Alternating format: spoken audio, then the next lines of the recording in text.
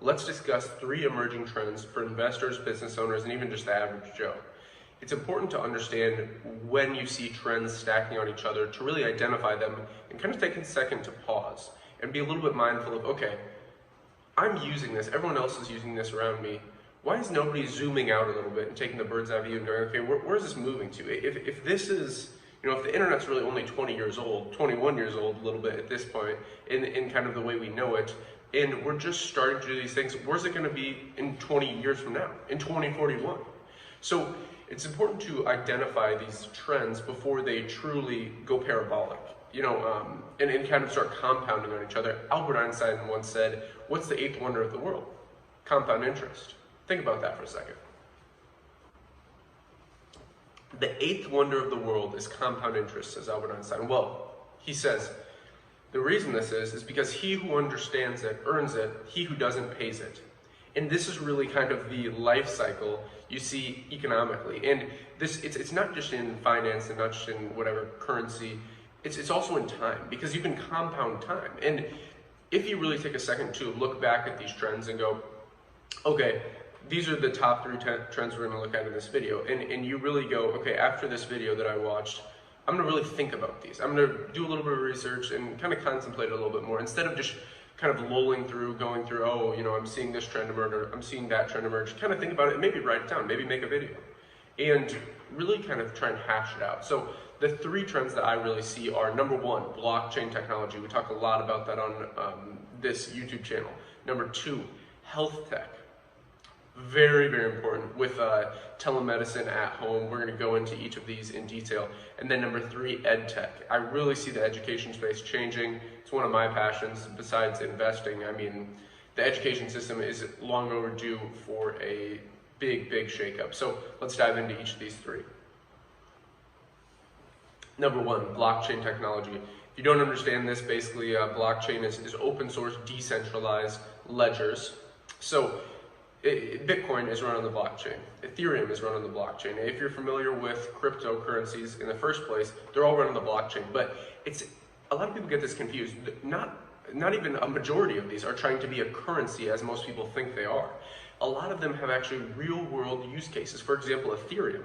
It's basically a platform for other projects to build on. They have a programming language called Solidity, much like you have JavaScript, you have a CSS, all these different OpenC, all these different programming languages.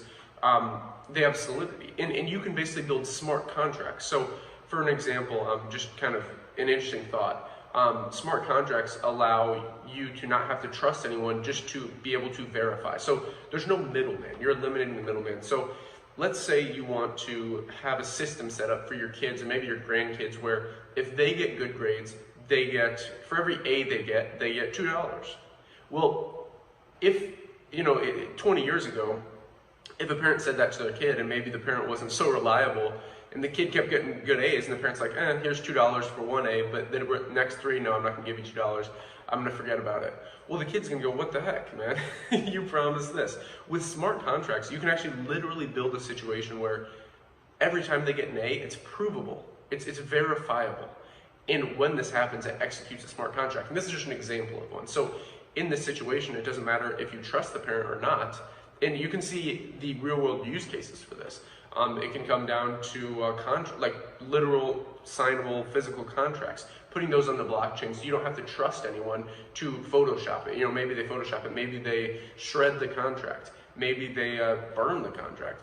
On the blockchain, it's completely verifiable. You cannot change these things. So this is for a whole nother topic. I mean, this could literally be an hour on just blockchain technology, but you understand the power of this trend. Blockchain is so, so important.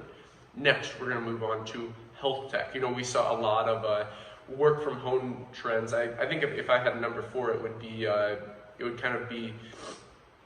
guess work from home isn't necessarily a good enough trend, but it would more be like officeless businesses. So increase in globalization, I think that's one thing. So people can live anywhere and do the same job, and businesses are now realizing this, that you don't just have to be sitting in a cubicle hanging around the water cooler. This is an old way of doing things, and just because we've done one thing the same way for a long time doesn't mean that'll be the same way we do it in the next 20 years. So this really the reason we need young people in office and in leadership positions. I think it's so important because they have kind of this innovative, future-forward movement, and you cannot inhibit innovation. That's one key. A lot of people try and go, oh, this is there's a big difference between tradition and innovation. Okay, that's for a whole nother video. But traditions should be kept. Traditions are very important. History is very, very important to learn from. I absolutely love reading history and learning about different cultures, but you really can't change innovation because people in history didn't change innovation. If somebody said, no, we shouldn't make the wheel or the printing press, it's too early for this time, people will freak out, it'll change too many things. No, cut that out. That's a horrible way of thinking. So we covered blockchain, we're moving into health tech. So I think personalized medicine is going to be huge.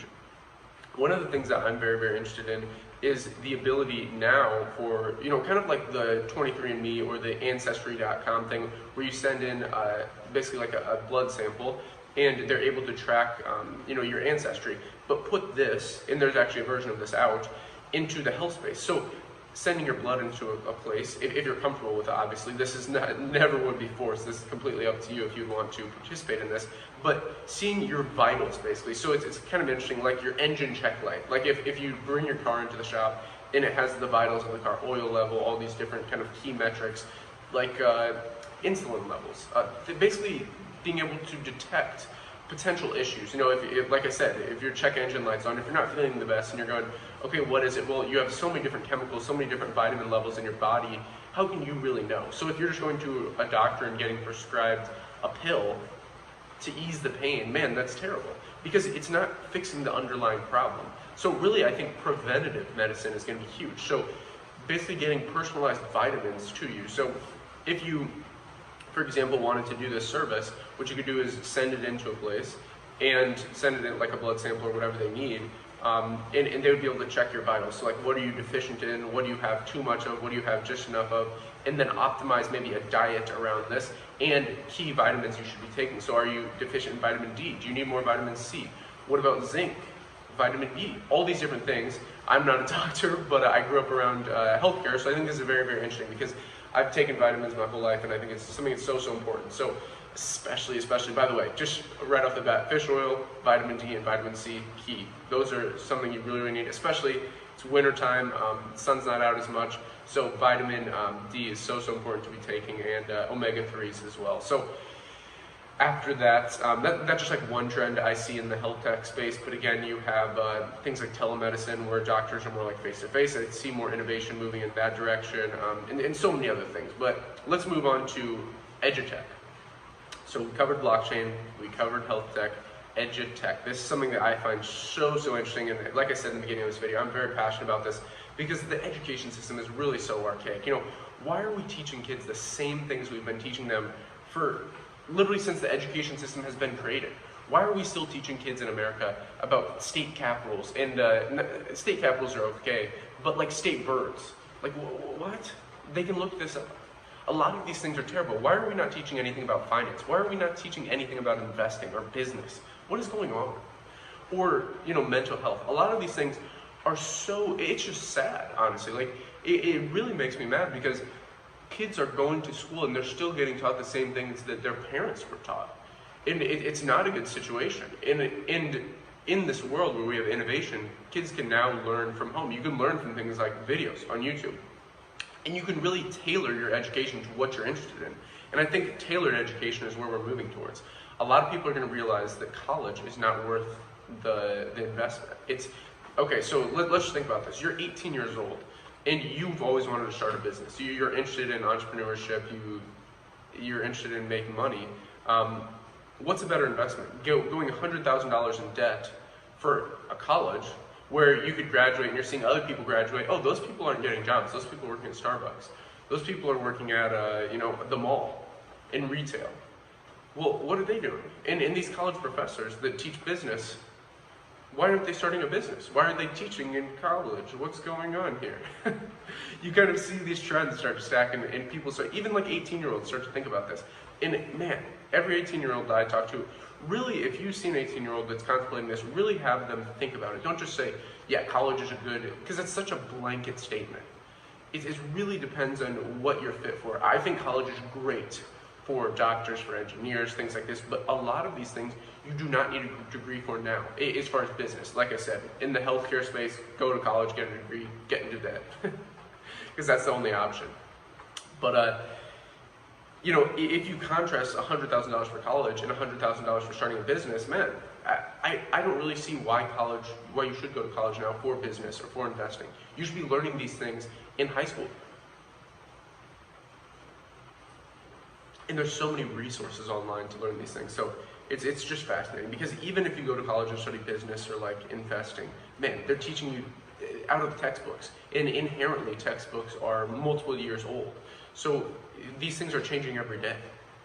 There's nothing being taught about blockchain. I guarantee anything in this video that we talked about is not being taught in college. So it's an interesting space. Let me know in the comments. That one's a little bit dicey. Like some people, it's very polarizing, that topic. But again, I'm not knocking college. I just see this trend emerging. I personally don't think that if you're very, very interested in business and you're weighing the pros of, you know, just going out, starting your own business, working for someone else, finding a mentor, learning through your own ways online, and like I said, mentoring, working for a business, really understanding the plumbing, versus $100,000 in debt going into college, and then when you graduate, man, you've been partying, you've been drinking, and then you're in the real world and you're like, what the heck? Things have changed. I just learned what people 20 years ago learned. What's the point of that? So it's very, very interesting. I mean, it's an interesting conversation to have. I think it's something I definitely would like to chat with people in the comments down below about. So let me know what you think about blockchain, what you think about health tech and edutech. So a little bit longer video than I was hoping for, but it's interesting. You know, I find this very fascinating. So anyways, thank you very much for watching this video. If you kind of enjoy this more conversational style video, definitely let me know in the comments down below. And definitely, you know the algorithm, like, subscribe, button all, like, subscribe, button all. So hit the like button, click that subscribe button, click the bell button, click all, because this is time sensitive information. You know, if you're seeing stocks that align, or projects, businesses that align with some of these, be a little bit more interested, up that curiosity factor and go, okay, you know, this video is time sensitive, I would say. You know, if you're watching this in 2030 and these trends have already kind of hit their parabola, hitting that compound interest, you know, you may have missed out. Maybe you should be looking for new trends. So it is time sensitive information. We do focus mainly on investing in different global investment sectors, but I do enjoy a different style of video every once in a while. So thanks again. As always, invest global, and until next time.